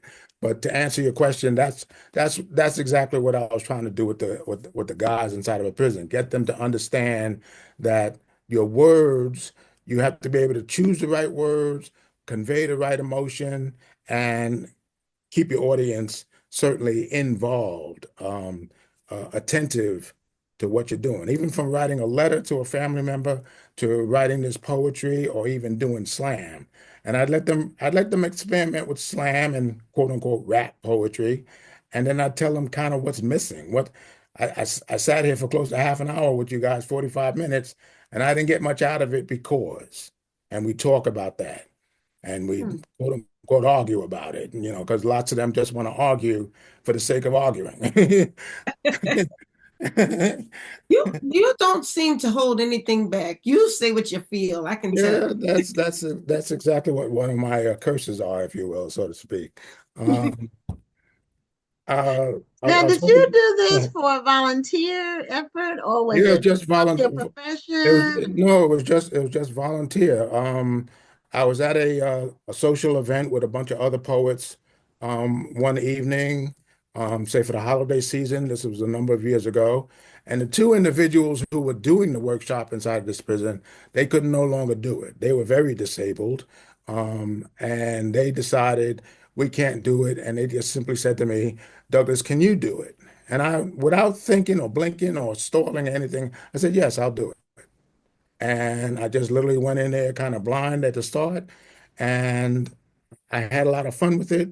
But what got in the way of me doing further work with it is administration. Once administration steps in, they can sabotage a good wet dream, excuse the expression, um, if uh, if allowed. So they simply destroyed the atmosphere. Most of the prison guards, most of the prisons don't want us, meaning us volunteers, to come in to work with the prisoners because they have their issues. Let's just leave it at that. So once those issues got in the way, and I was already having issues, if you will, with my employer, I figured this was just too much issues around me. I got to get away from something. So that's how that worked out. We don't think about those challenges when we're going into the prison. Some people think it's the prisoner, but it's not always the prisoner Mhm. that's the issue. Sometimes it could be the guards. Exactly. The guards can be disruptive. Some guards were relatively good to us, but there were these other guards who we just knew didn't care for our presence. Like we were disturbing something that was sacred to them personally, and that's not what the case was. And they certainly didn't like when their prison when the men came out of a classroom with me for the rest when the session was over, the men might be feeling good about either a play we read or a poem, several poems or whatever. They didn't really care for the men feeling quote unquote good about something. Okay. And Yeah, and they probably were feeling good about themselves, the men that were in the prison. After having a session where they get to use their minds and Mhm. their talents for something, then that elevated their self-esteem, so to speak, even for a few minutes. Mhm. And some people who work in prisons, they, you have all kind of personalities that do those jobs, and some don't really want to be there, or it's like a power trip, or Yeah. And even the man, I refer to him as a man, but that I'm being generous. The guy who was responsible for this particular poetry workshop, he was more disruptive than the guards themselves at times. Meaning mm, it was like an inconvenience to him to do this little simple job of getting a volunteer through the gates, letting them do their workshop, and just do that every Monday. But it seemed to be a hassle for this person to even want to be involved in that small little aspect of giving something to people who were just deprived of books and literature and thinking and feeling. Okay. Because I had to tell the men again, poetry is about thinking, but it's also about what? Feelings. You got to be able to convey your feelings. If you're angry about something, you can write about that anger in poetry. yeah, Right. that's true. Okay. Hmm. But Sometimes it's a great outlet. Yeah. exactly, it's very therapeutic, but it's also something that comes with the writing process. Even when we're writing novels, those Mhm. authors around me who are writing novels, myself just writing prose is what we might refer to it as. They there's an emotion that goes into that. And sometimes if I cry over one of my poems or even a poem that somebody else wrote, say Sonia Sanchez or June Jordan or Sapphire, Dudley Randall, I have an emotion about their poetry. When I do my own poetry, I'm going to try to what? Recreate that, uh, uh, establish that same type of emotion if that's what's called to do in a particular section of a book or throughout a piece of poetry. And I'm hoping that maybe I'll get to do one or two poems for us this evening while Well, we're talking. Well, we're you in better our look last out. 5 minutes, so if you're Oh, gonna we're in our come last up, 5 minutes you need already? to do it. Yeah, we Oh my if God. you're gonna do it, you need Oh to my take God. Well, you didn't have me see to all be the other authors you talked to, you had them hold up their new books and you know, well, you have them your book. You've been I spitting didn't facts. He I didn't wanted hold you up I didn't to hold out. up I didn't hold up the The new book. one? Okay, This I'm is the okay. new Death book. of This is Grand the new Uncles. book. Okay, Okay. Death of Granduncles. You can see that. Yes. Yes, and Mhm. Okay. I saw that But you it's said but it's also a that. flip book. Wow. Oh, It's gonna be a flip book Okay. this year. So when you oh, flip it over, you get the poetry section. See, all of my books, whether I did my okay. autobiography, whether I did the book that I re-released, I used to Oh, fall down, oh, have a poetry section in them.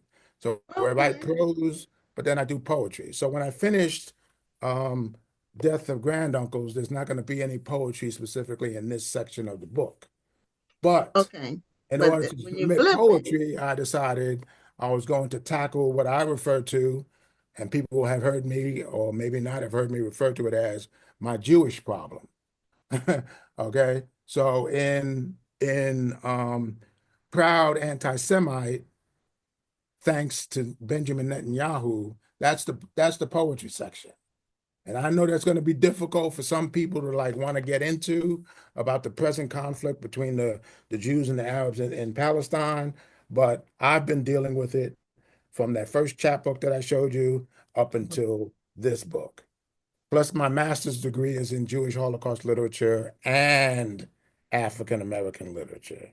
So oh, I'm a little bit learned about their Holocaust, but the Jews don't want me to talk against their Holocaust and genocide over in Palestine today because then if I do that, they call me an anti-Semite. Well, I said my attitude toward it was call me an anti-Semite, but I'm going to be proud about it because it's got to be. Many of us authors are going to talk about it. Many people who are not even authors are going to talk against genocide and a Holocaust going on over there. So I'll be brief about that since our time okay. is running So out. you got 2 minutes to All do right, some poetry. two books Two in two one. minutes. You got All two right, minutes let, to let me do. just say this. Okay.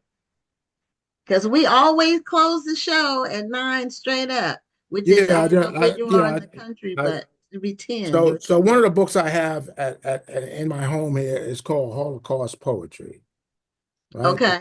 Because I wanted to read. I read a lot about that literature, but I'm going to recite from the top of my head one of the poems that is in this book. I can't find it immediately and tell you who the author is, but this is a short poem. Okay, Okay. All right. short. Okay. It's called Written in a Sealed Railway Car. Okay, written in pencil in a sealed railway car. In this carload, I am Eve with Abel, my son. If you see my other son, Cain, son of man, tell him that okay? That's the whole poem. It just comes with the word, those last few words are haunting. Tell him that and that's Oh. all she was able to write because something happens, right? Oh, Oh. you know Oh, what's okay. crazy is when you said the name of the poem, I kind of pictured something like that happening. So that's very haunting. Yeah, so that's one of their poems inside of a book called Holocaust Okay. Poetry Set Along. But like I said, I've read lots of other stuff on the Holocaust. I'm kind of learning about it. We can't get into it in the time remaining, but I decided I wanted to put out a book, two books, one about family issues, death in of some granduncles, and then for the poetry section, flip it over and you get to the Holocaust. the what I refer to as my Jewish problem. Mm. Well, Douglas, we're at the end of our time. Mhm. So what we want to do is have you let people know how they can Okay, see so your work. some real cleanup work might be booktasters.com. I did a interview or a video with booktasters.com. They can go to that and catch the review and the whole they capture all of my work of sorts in a nice video. Hudson Valley Writers Guild. That's where I'm featured at. But they can see actually three of the poems that are going to be in this very new book. Um, they're not new to me so much, maybe one or two, but they are new to some people, so they can go to that. And then there's a video of me performing other poetry on youtube.com. Go to Poetry Night slash D. Alexander Holiday, and you'll see me actually performing other poetry. This was years ago, so I'm younger and lighter. My waist was thinner, whatever. Okay. Well, most of us also had thin waists. So anyway, that's the end of our show for this week, everybody. All right, So thank we'll you so see you much, man. next Tuesday night on Black Authors Matter TV. And I'm Gwen Richardson signing off. Yeah, I'm Right on, Dr. Wanda thanks. Watson. Have a wonderful evening and a great week. You too, guys. Thank you. Thank you for tuning in and join us next Tuesday at 7 p.m. Central, 8 p.m. Eastern for another edition of Black Authors Matter TV.